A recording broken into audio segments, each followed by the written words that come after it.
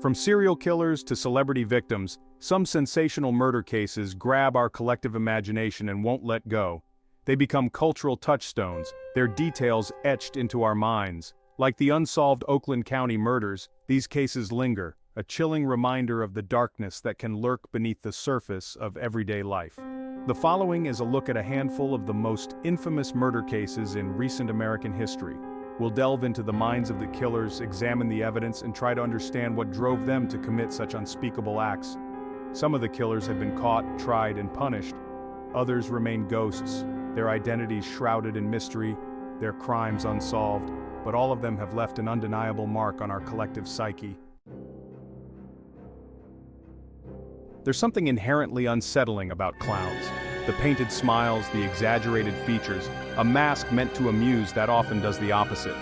John Wayne Gacy understood this duality better than most. He wasn't just a clown, he was a successful contractor, an active member of his community, a man who hosted neighborhood barbecues dressed as Pogo the Clown to entertain children at parties. No one suspected the monster hiding beneath the surface. Gacy's crimes were as horrific as they were prolific. He targeted young men and boys, luring them to his home with promises of work or companionship. Once inside, the real John Wayne Gacy emerged. He would torture, rape, and eventually murder his victims, burying most of them in a crawl space beneath his house. The smell of decay became so overwhelming that neighbors complained, attributing it to plumbing issues. Gacy's facade began to crumble when a young man, Robert Piest, disappeared. Piest was last seen with Gacy, and police, armed with a search warrant, descended upon his house of horrors. The evidence was overwhelming. Bodies buried in the crawl space, clothing and personal effects of missing boys. Gacy's carefully constructed world of normalcy collapsed, revealing the depraved killer beneath. John Wayne Gacy was convicted of 33 murders, making him one of the most prolific serial killers in American history. He was sentenced to death and spent 14 years on death row before being executed by lethal injection in 1994. His case remains a chilling reminder that evil can lurk in the most unexpected places, often hidden in plain sight. Charm can be a dangerous weapon, especially in the hands of a predator. Ted Bundy, with his boyish good looks and disarming demeanor, weaponized charm. He was intelligent, articulate, even studied law, the antithesis of the monstrous image conjured by the term serial killer. This dissonance, this incongruity, is precisely what made him so terrifying. Bundy preyed on young women, often college students, using ruses designed to exploit their trust.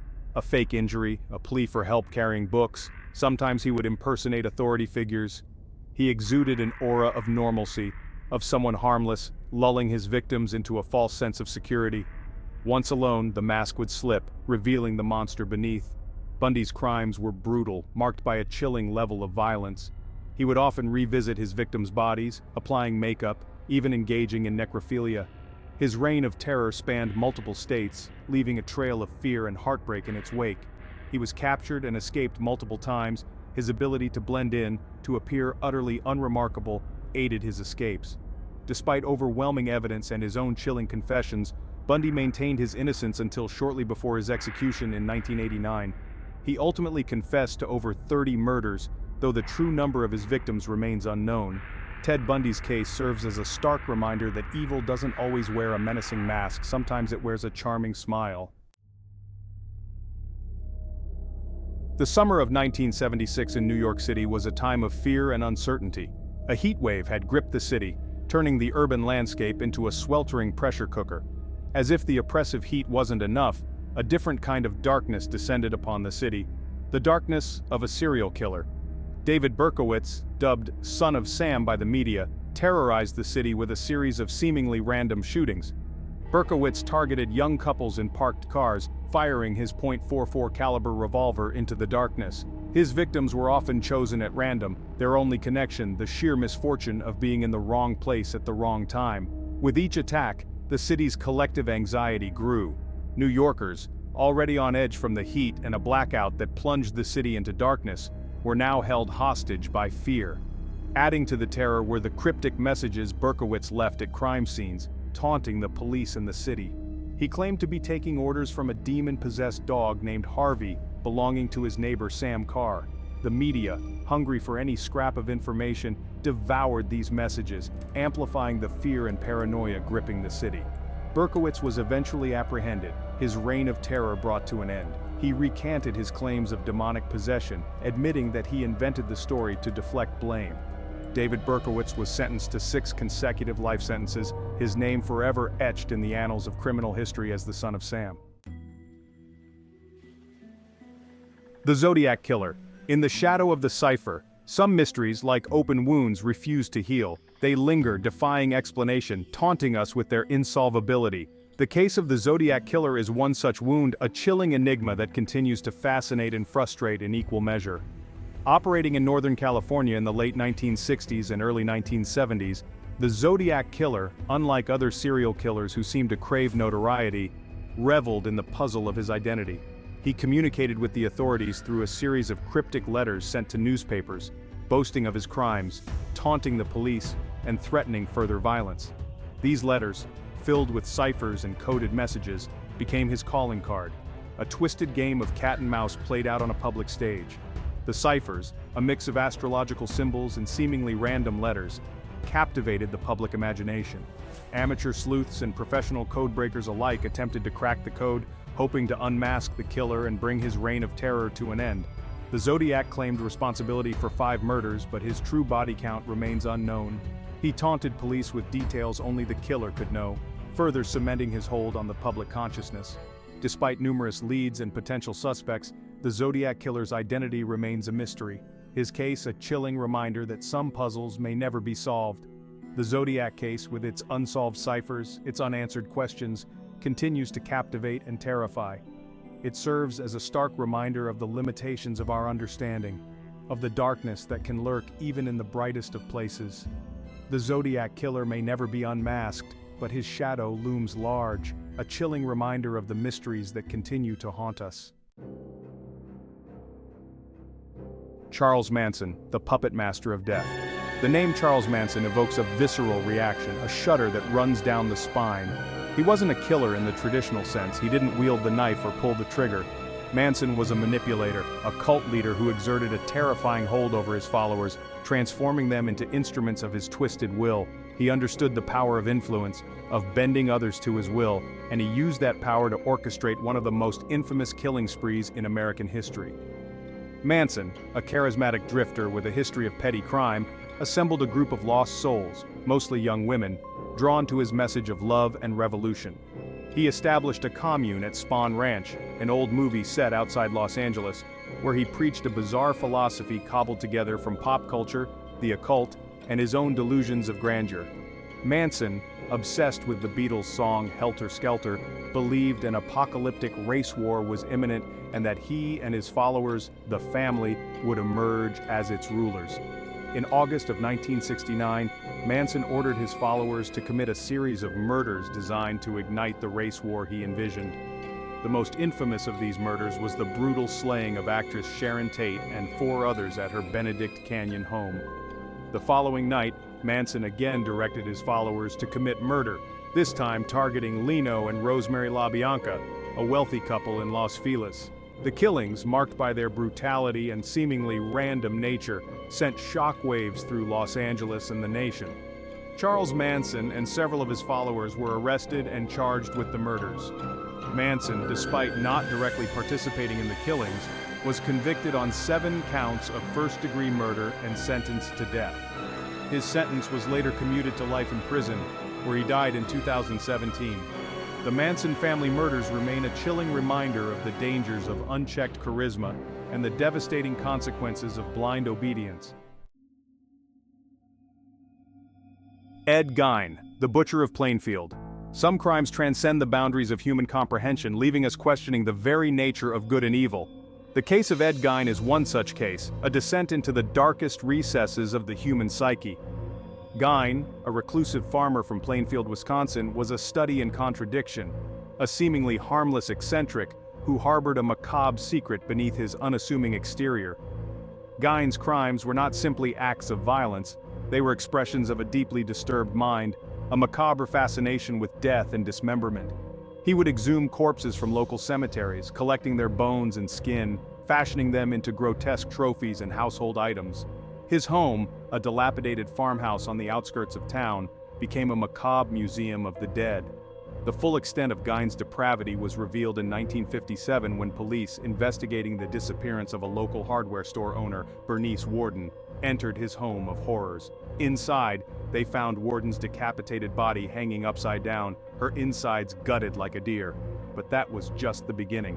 The house was littered with human remains. Skulls fashioned into bowls, chairs upholstered in human skin, a belt made of female nipples. Gein's crimes, too gruesome to fully comprehend, shocked the nation and inspired a generation of horror films including Psycho and the Texas Chainsaw Massacre. He was found legally insane and committed to a mental institution where he died in 1984. Ed Gein's case remains a chilling reminder of the darkness that can lurk beneath the surface of even the most seemingly ordinary individuals. Dennis Lynn Rader, the monstrosity of method. The passage of time can dull even the sharpest memories, but some crimes etched in fear and suffering refuse to fade. For the citizens of Wichita, Kansas, the specter of the BTK killer haunted their lives for over 3 decades. BTK, an acronym for Bind, Torture, Kill, was more than just a killer. He was a phantom, a chilling presence that cast a long shadow over the city. He took pride in his work, seeing himself as an artist of sorts, his victims' unfortunate canvases for his twisted desires.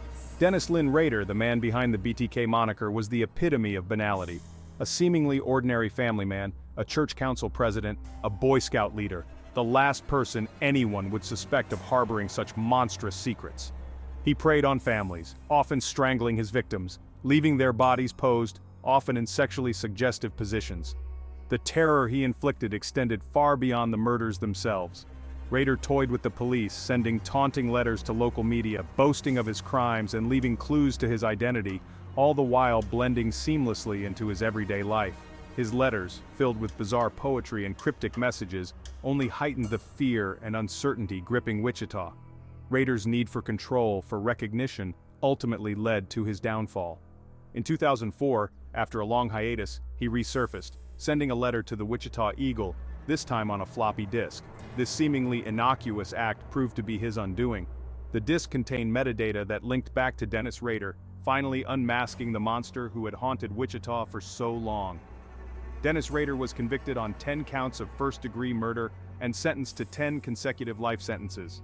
His case, a chilling reminder that evil can lurk in the most unexpected places, continues to fascinate and horrify, a testament to the darkness that can reside within seemingly ordinary individuals.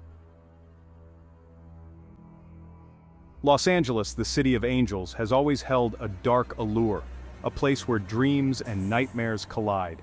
In the late 1970s, the city's underbelly was exposed when a series of gruesome murders terrorized its inhabitants.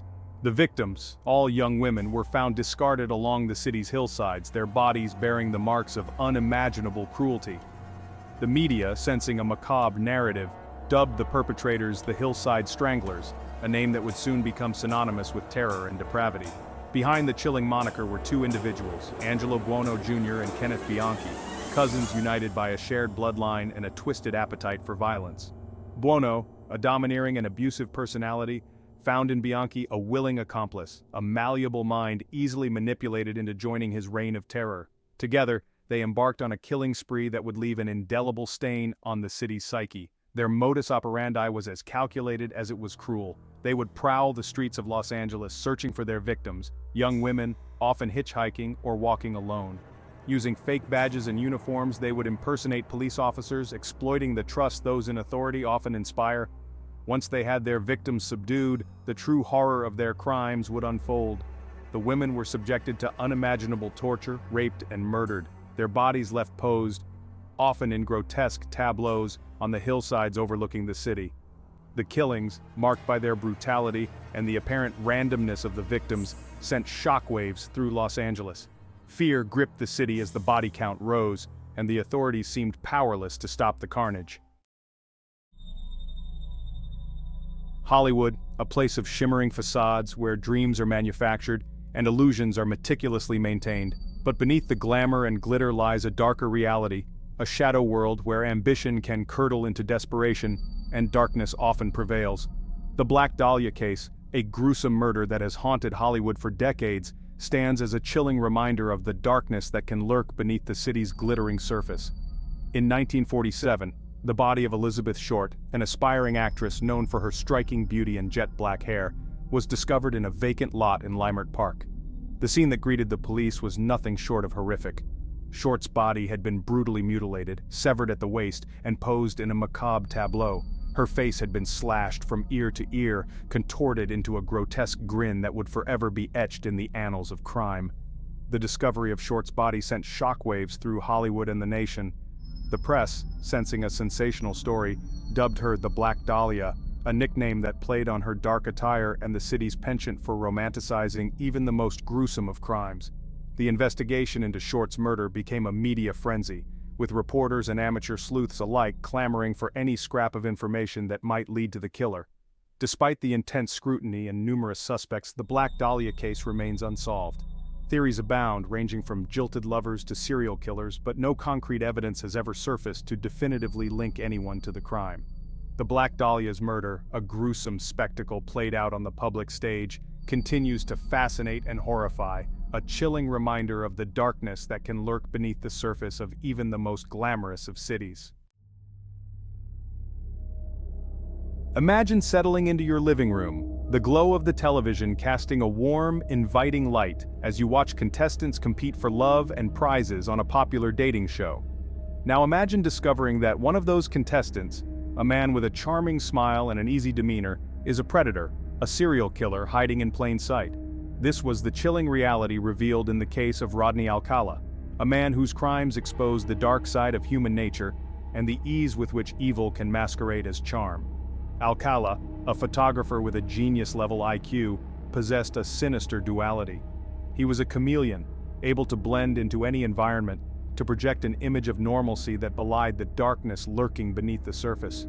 He used this ability to gain the trust of his victims, often young women and girls, luring them with promises of photography sessions or modeling opportunities. Once he had them alone, the mask slipped, revealing the monster beneath. Alcala's crimes were marked by a chilling level of cruelty.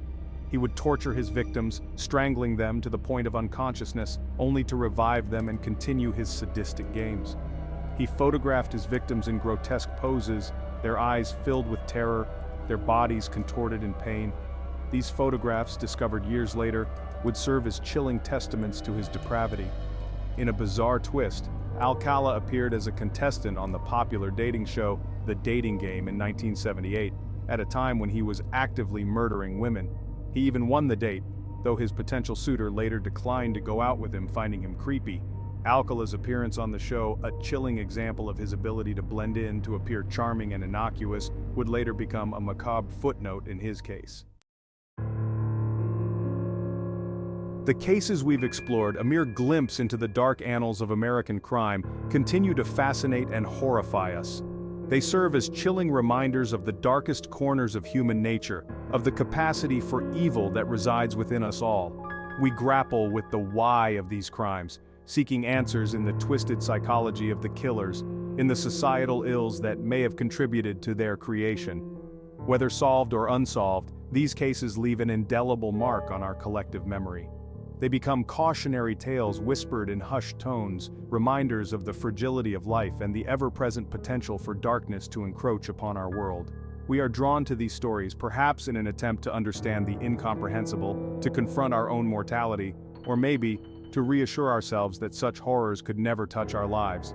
But the truth is, darkness can lurk in the most unexpected places. It can wear a friendly face, a charming smile, or hide beneath a veneer of normalcy. Stay safe and always be aware of your surroundings.